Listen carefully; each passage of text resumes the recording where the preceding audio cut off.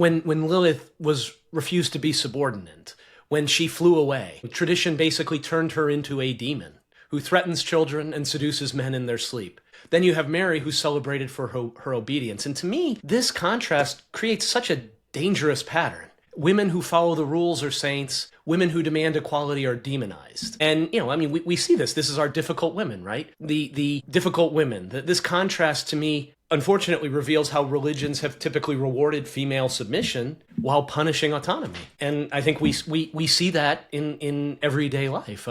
I don't know. How does that resonate? Absolutely. I think even in that, like, Lilith and Mary are both of these biblical figures, and I think the dichotomy of one is quite literally demonized and one is sanctified, right? Like, literally in how culture and society has treated them. And I think I want to make something that's been the undertone of a lot of what we've talked about really explicit here, and saying that I think a lot, please don't let me put words in your mouth, but I think a lot of our personal issue with this is not even really in the mythos, is not in the archetype, but is in the way culture and society handles them and layers their lens on top of them, right?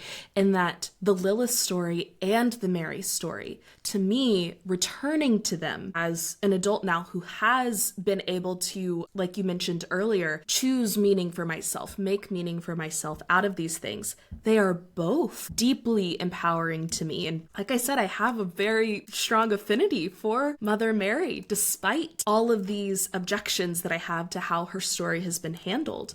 And looking at both of these women, mythological women, as an example of how society discusses women, I think is so powerful that it doesn't matter really what you do. Society will tell a story. That's what humans do. We're storytellers. And the stories that are told about women are so wrapped up in how they serve men, but also in their sexual purity. That really is like the two cross themes there.